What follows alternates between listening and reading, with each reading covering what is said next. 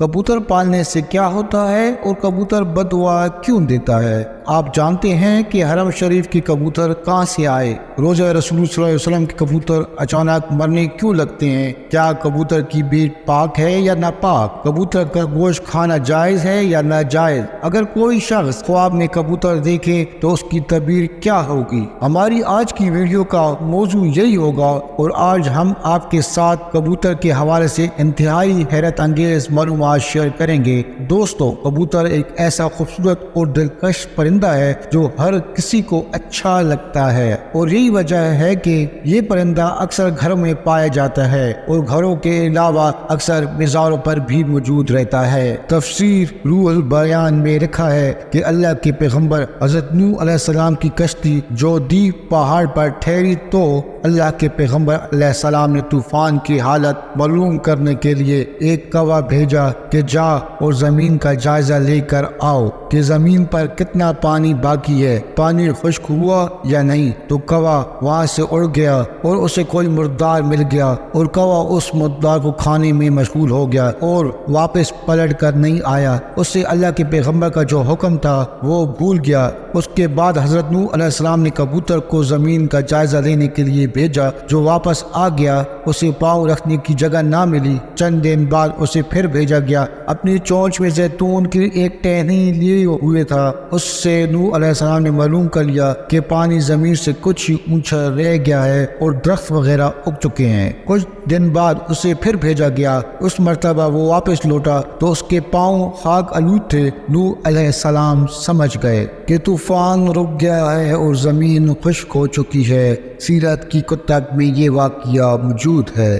اس کی بنیاد پر سیرت نگاروں کا کہنا ہے کہ کبوتر کا آنا سلامتی کی علامت تھا، اور اس کی چونچ میں زیتون کی ٹہنی نوح علیہ السلام کی بادشاہت کی طرف اشارہ تھا۔ حضرت نوح علیہ السلام کبوتر کی اس ذہانت سے بہت خوش ہوئے اور کبوتر کو امن و سلامتی کی دعا دی۔ یہ اسی دعا کی برکت ہے کہ لوگ آج بھی اسے اچھا سمجھتے ہیں۔ یہی وجہ ہے کہ کبوتر انسانی آبادی سے مانوس ہے اور کوے کو خوف کی بدعا دی۔ یہی وجہ ہے کہ کوا انسانی آبادی سے ہراساں رہتا ہے کہ لوگ اسے منحوس سمجھتے ہیں۔ حضرت سلیمان علیہ السلام نے فرمایا کہ کبوتر ایک ایسا پرندہ ہے جو اللہ تعالیٰ اور انبیاء علیہ السلام کو پیار کرنے والا پرندہ ہے، اور سب پرندوں کی نسبت کبوتر سب سے زیادہ عبادت گزار پرندہ ہے۔ کہا جاتا ہے کہ کبوتر جب بھی جاگتا ہے اللہ اللہ کا ورد کرتا ہے اور دن رات اللہ تعالیٰ کی عبادت میں گزارتا ہے۔ کبوتر سب پرندوں کی نسبت زیادہ بلندیاں تک جا سکتا ہے۔ یہ بہت اونچا اڑتا ہے،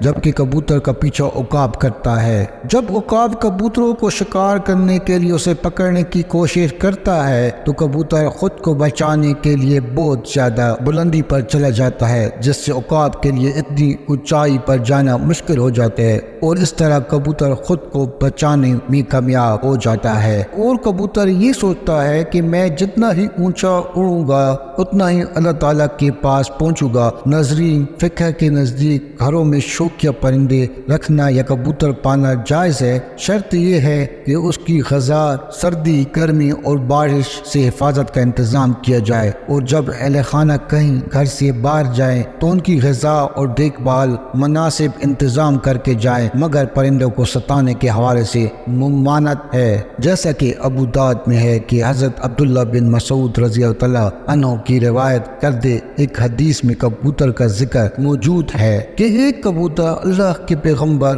امام الانبیاء جناب حضرت محمد صلی اللہ علیہ وسلم کے سر انور پر منڈلا رہا تھا اور اپنی زبان سے شکایت کر رہا تھا کہ کسی نے اس کے گھونسلے سے انڈے اٹھا لیے ہیں۔ حضور صلی اللہ علیہ وسلم نے صحابہ کرام اجمعین میں اعلان کیا کہ کس نے اس کبوتر کے انڈے اٹھائے ہیں۔ ایک صحابی رضی اللہ تعالیٰ نے انڈے اٹھانا قبول کیا تو آپ صلی اللہ علیہ وسلم نے انہیں حکم دیا کہ انڈے اس کے گھونسلے میں واپس رکھ دیے جائے۔ اس روایت سے معلوم ہوا کہ پرندوں کو ستانا ناجائز ہے۔ اس سے اس لیے روکا گیا ہے کہ پرندوں کی بد دعا لگتی ہے، چونکہ کبوتر بھی ان پرندوں میں شامل ہے جو کہ انبیاء علیہ السلام کا پسندیدہ رہا، اس لیے اگر کبوتر کو ستایا جائے تو کبوتر بھی بد دعا دیتا ہے، لہٰذا کبوتر کو ستانے سے اجتناب کرنا چاہیے۔ مکہ مکرمہ میں مسجد حرام کے اطراف ثواب کی امید سے کبوتروں کی بڑی تعداد کو گندم ڈالتے ہوئے بہت سے لوگ نظر آتے ہیں۔ جیسے ہی اس مقدس شہر کی زرزمین پر پاؤں رکھا جائے تو کبوتروں کے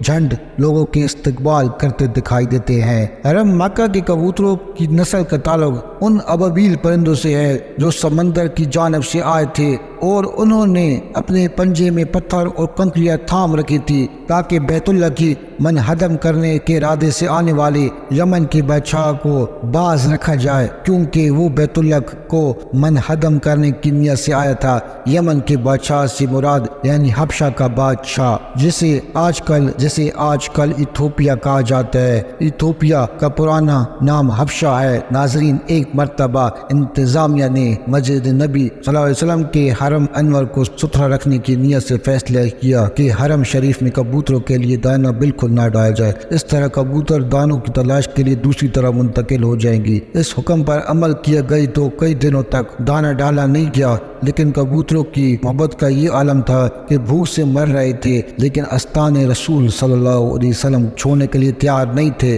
اہل مدینہ نے اپنی آنکھوں سے یہ عشق و محبت بھرا منظر دیکھا۔ پھر دنیا سے یہ بات شہرتیں پکڑ گئی تو لوگوں نے حکومت سے درخواست کی تو ان کبوتروں کو دانہ ڈالنے کی اجازت دی جائے، تو پھر حکومت نے حزب سابق کبوتروں کو دانہ ڈالنا شروع کر دیا۔ کبوتروں کی جو بیٹ ہوتی ہے وہ پاک ہے، اور چادر کے جس حصے پر لگی ہوئی ہو صرف اسی حصے کو دھو لیں، باقی پورا چادر دھونا ضروری نہیں۔ اس کا گوشت کھانا بھی جائز اور حلال ہے۔ خواب میں اگر کبوتر دیکھنے کی تعبیر کی بات کی جائے، امین، صادق، اچھے دوست اور باوفا محبوب سے دی جاتی ہے۔ بسا اوقات خواب میں کبوتر کا نظر آنا ایسی بابرکت حسین و جمیل عورت کی طرف اشارہ ہوتا ہے جو کہ اپنے شوہر کے علاوہ کسی اور کی خواہش مند نہ ہو۔ اگر خواب میں کبوتر کسی مریض کے سر پر بیٹھا ہوا دکھائی دے تو اس کی تعبیر مریض کی موت سے بھی دی جاتی ہے۔ اگر آدمی کبوتر اور کوے کو ایک جگہ دیکھے تو تعبیر یہ ہوگی